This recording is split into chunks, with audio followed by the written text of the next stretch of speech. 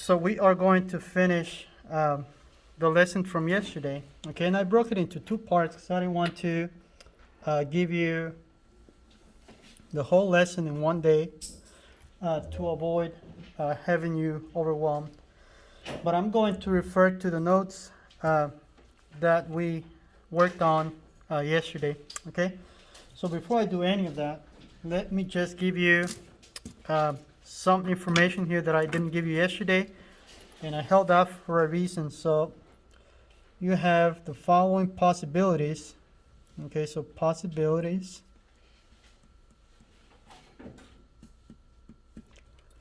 of solutions.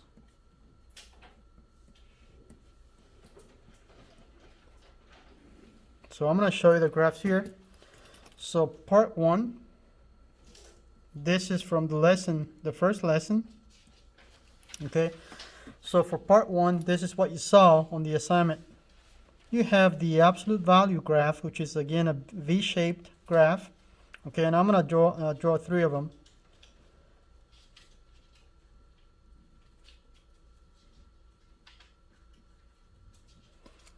So one case is you have a line with the slope of 0. This is from the part 1. And it intersects the graph at 2 points. Okay, so that means you have two solutions and they're not extraneous. You also had or have this case in which the graph, this horizontal line, with a line with the slope of 0, intersects the graph at only 1 point. So you only have one solution and the other one is extraneous.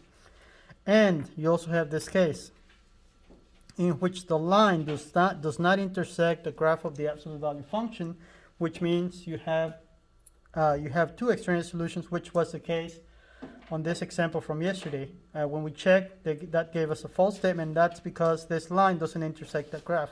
Okay, so it goes with the graph. Now part two, which is what we are learning today.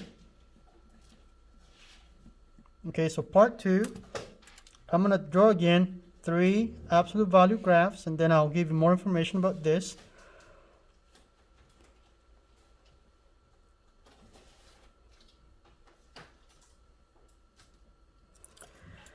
Now you can have this case. Notice this line does not have a slope of 0, but it intersects the graph of the absolute value function at 2 points, which means it does have two solutions. This one here, okay, I'm going to plot a point here. It's going to cross the graph of the absolute value function at just 1 point. So that means that one of the solutions is going to be extraneous. Okay? And this line here is going to run parallel to one side of the absolute value function, which means the solutions are going to be extraneous or extra solutions. So these are the cases you're going to run into. You ran into yesterday and today. So for these two, you could have two solutions, okay, which means the line intersects the absolute value function at 2 points. You can have one solution, which means the other one is extraneous because the line only intersects the graph of the absolute value function at 1 point. And then you also have this case in which the lines do not intersect the graph. So this is 0 solutions. So keep this in mind. So what happens if you end up with solutions that are extraneous? That means the graphs don't intersect. Okay? Now, many people think that this is pre-AP stuff, but it's not. This is algebra. Okay? You learn this in pre-AP algebra, also in on-level algebra, because the purpose of this course is to get you ready for when you go to college. You're going to see this in much more advanced than this. Okay? And also to help you take pre-cal next year if you decide to take pre-calculus. So, having said all of this, I'm going to go over this problem, but before I do, I'm going to give you I don't want to say a warning. I just want to give you some information so that you do not do this, because many students do this every year. They want to, so tell me what you feel like doing when you see something like this. You want to do what? You want to distribute, right? But is this correct with absolute value? Nope, you can't do this with absolute value. These are not parentheses, so you cannot distribute. So don't do that, okay? Do not distribute. So having said that, I'm going to go over this example here. So the first thing is we need to do is isolate the absolute value. There's a minus 10, so we add that 10 to both sides of the equation. So then this goes away, and we have now the 2 in front of the absolute value. So 2 times the absolute value of 3x plus 2. And then we have now 8x plus 10. And I'm not going to insult any of you, but many students still get confused and they add 8x and 10. You cannot do that because they're not like terms, okay?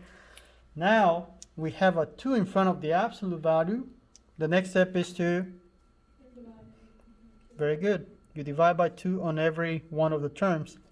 So then this gives me the absolute value of 3x plus 2 is equal to, this is now 4x, and this is 5. Now the absolute value is isolated, so then we can remove the bars and set up the 2 equations. So one is going to be 3x plus 2 equals, and then I'm gonna ask you a question here. See how these 4x's are positive and this is a positive 5? What do you think happens here? They both become negative. Okay, so minus 4x and minus 5, that's one equation. The other equation is 3x plus 2 equals 4x plus 5. Okay, and now we can start solving. So for this one, I'm going to add these 4 x's. So then this is 7x plus 2 equals negative 5. Subtract this 2. So then 7x equals negative 7. And from here, divide by 7. So we find that x equals negative 1 is a possible solution to this equation. Okay? And we'll check in a moment. Next, I'm going to do it here also. I'm going to subtract the 3 x's from both sides now. Okay? I always keep the largest and we subtract the smallest. So then I have 2 equals, this is just 1x plus 5. And then I'm going to subtract this 5 from both sides. So then we have that negative 3 equals x. And I'm going to remind you from geometry, the law of symmetry, okay, helps you do this. You can switch these two and it's the same thing. You guys remember the symmetric law? By symmetry, we know we can do this. It's the same thing. All right. Let me give you another hint here, okay? So when checking, so this is when you check if your solutions are not extraneous or they are extraneous.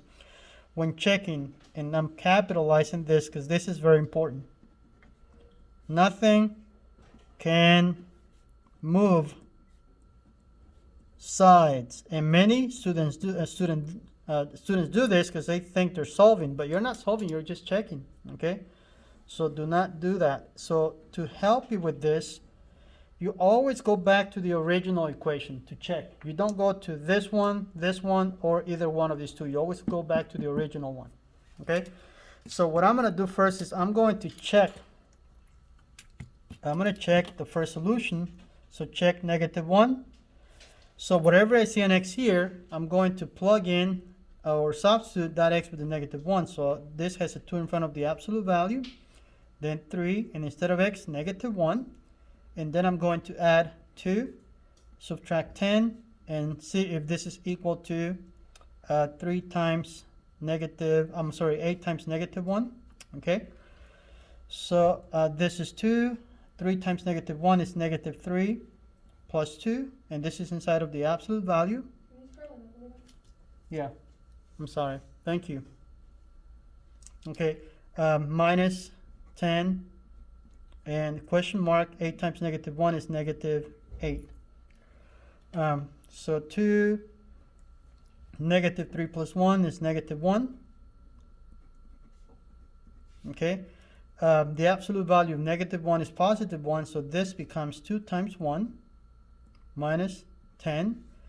And 2 times 1 is 2. 2 minus 10 is what? Negative 8. Is this true? Yeah, huh? So this one is a solution. That's a solution to the equation. So then we do the next solution. So this one is x equals negative 3. So check when x equals negative 3. Okay? So I'm just checking. So again, 2, absolute value of 3 times negative 3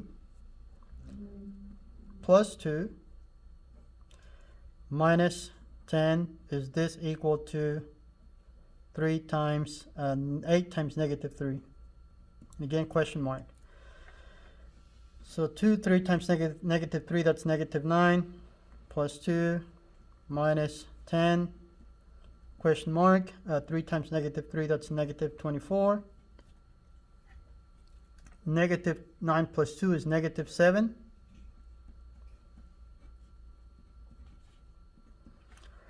The absolute value of negative 7 is 7, right? 2 times 7 is 14.